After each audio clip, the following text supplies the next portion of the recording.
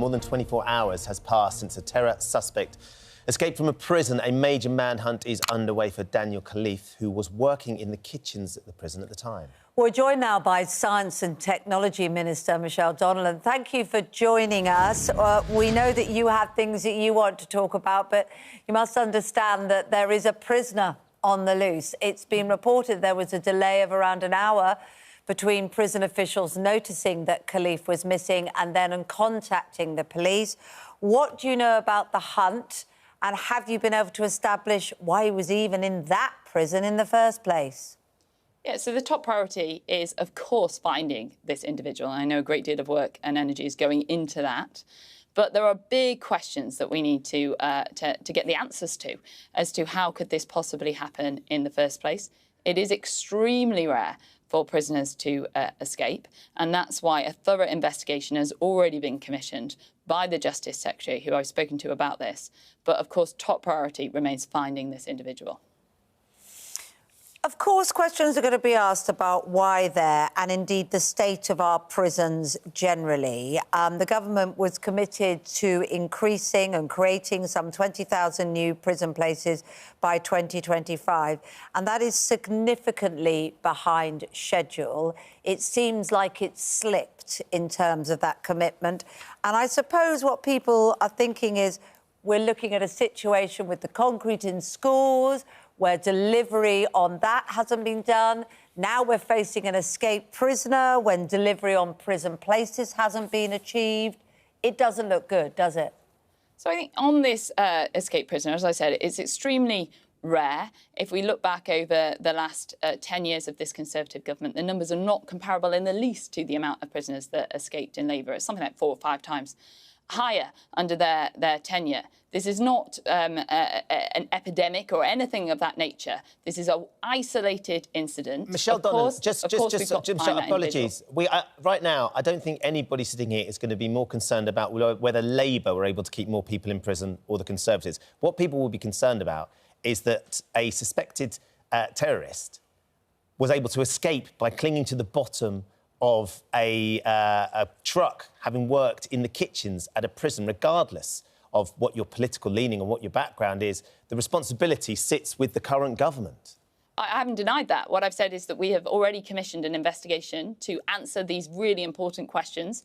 It is unacceptable that this individual got anywhere near escaping, let alone actually escaping, and that's why we've got to get the answers. We've got to learn the lessons and make sure this doesn't happen again, and that process was commissioned straight away by the Justice Secretary. So I think we're in agreement here. But you're trying to score political points by saying Labour were worse at trying to get with escape. No, I was trying to make the point that this cannot be. You cannot say this is because of prison capacity or those other issues, because we would be seeing.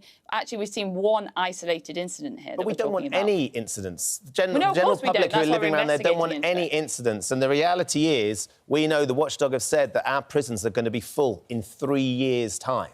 There is a real capacity shortage. As Kate was saying, the government have pledged to build these extra 20,000 cells, and they're nowhere near hitting that capacity. There's a real shortage in prison guards. I know that you've increased the number of prison guards recently, but we are still facing dramatic shortages in prison guards. I agree there are problems that we are dealing with. As you said, we've increased the number of frontline police prison guards by 20%. We are tackling these issues. We are increasing the capacity and upgrading our prison estate. We also had a scenario, which I'm sure you're aware of. A German court actually blocked the extradition of an Albanian drug trafficker to the UK to face trial because of concerns that the prison conditions in the UK would compromise his human rights. His lawyer was able to argue that, and the Germans blocked him being extradited over here. That's the concern there is in Europe for the state of our prison service. I'm sure that was a lawyer trying to use a clever tactic. Well, it worked. For the person that they were representing. But as I've said, top priority at the moment, finding this individual, and then, of course, we need to get these answers. We need to get these answers quickly so we can prevent this from happening ever again. There's been a description of the prison being chronically understaffed. You have increased the numbers of prison officers.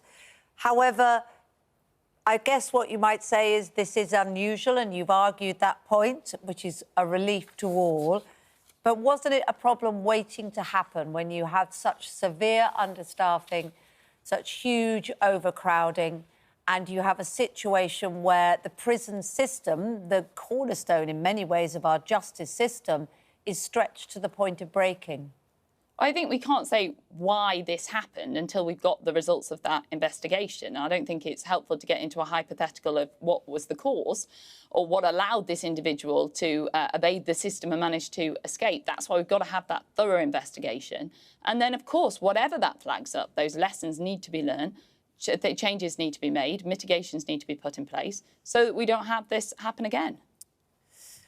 Should we talk on to the other issue that people are worrying is stretched to the seam, and that, as I mentioned briefly before, is the situation with crumbling concrete in our schools.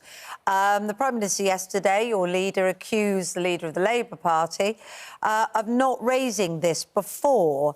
In fact, he did in an education speech in July. Do you acknowledge it has been raised before and, in fact, it hadn't been tackled? I think the specific thing he hadn't actually mentioned was RAC itself. Obviously, I don't have the exact debate. School buildings were starting to crumble. Right, OK, well, look, that is not the crucial point here. The crucial point here is that we need to make sure that children are safe when they go to school. That's why we've taken precautionary measures. We've gone above and beyond now in our action to make sure that mitigations are in place, that we have a full sight of what is happening in our schools. We're working with school leaders to ensure that all parents can have the full confidence that their school buildings in entirety are safe. One preemptive action would have been to deliver on the promise, though, wouldn't it? And not row back on it. We haven't not delivered on a promise. What we've been doing is working because you haven't stuck to the commitment. In fact, I think it was Rishi Sunak when he was Chancellor who slowed down the rebuilding. No, that's not true. So what happened was the Prime Minister continued our programme when he was Chancellor of 50 schools on average, building 50 schools a year. That is what we have been doing. We've also been working to ensure that we have full visibility of our school estate. And I know that the Department for Education changed their guidance and their approach over the summer based on new evidence coming to light. There was some 5% of schools that we were told earlier in the week hadn't returned the survey as to whether they had this RAC concrete. Are we any closer to knowing or getting those final 5% of schools delivering that survey? Is there any concern for parents that their children could be going to a school today that actually does have this RAC, but it just hasn't been identified as having it yet? So there are 22,000 schools in the school estate, and the work has been undertaken. 95%, I think it's over 95% now, have submitted those surveys. Work is going on with the department to ensure that actually that information is back pronto to give that full visibility. Are you confident that there was no children going to school today that are at schools that have this crumbling concrete? So there are, but mitigations are in place in a number of them. I think it's 156 schools have been identified with RAC present in them, of those that have submitted the surveys back. 4 of those are closed. The rest have got mitigations in place. I think 19 have started back later. They've pushed the term date slightly. And some of this is in things like the sports hall or areas like that. So it's easier for the school to accommodate and mitigate those types of scenarios. Look, I know you want to talk about online safety and indeed this AI conference and the importance of that. Are you still going to be able to make tech companies scan messaging apps? There was a whole debate about encryption, and now it feels like the tech isn't there to do what you promised could be done in terms of delivering that. No, I think there's been a great deal of confusion over this. So there's been some commentary in the last 2 days that we've changed the bill, but we haven't changed the bill in this space. What it always said is, as a safety mechanism, if everything else didn't work, all the other mitigations that a platform put in place to try and tackle these issues, and there was evidence of child abusers and predators utilising that platform, then the regulator, after a conversation trying to get them to do other mitigations, could ask them to do research into this tech and then deploy that tech to ensure that whilst they were protecting encryption, they were also allowing and flagging up the access to the types of individuals and their material that we're talking about. The technology isn't there to do that, though, is it? No. Well, no. So what happened was we launched a tech challenge fund into this very thing. We proved proof of concept, so it is possible. The work now needs to be done to produce that technology, and we're talking about companies that, like Meta, that are producing the metaverse, etc. This is not beyond the wit of man to be able to come up with a solution so that you protect encryption and privacy, but you also don't allow paedophiles and some of the most heinous people in society to have a free reign or allow them to utilise social media to exploit our young children. And that's why we put this protection in the bill. And if needed, we will ask those social media companies to do that research and get them to then deploy it. But aren't those tech companies that are so important, aren't they suggesting that if you start implementing this, then they will pull out of the UK?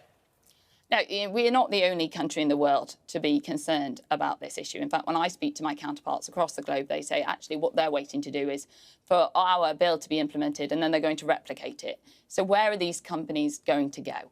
And I would also say to them, surely in a modern society, one of the first and most fundamental things that we should be doing is protecting our children. We cannot turn a blind eye to paedophilia or to child abuse, whether that's offline or online. No, and I think we would all certainly agree with you there. We're going to have to leave it there, but thank you for joining us. That's Science and Technology Minister Michelle Donelan.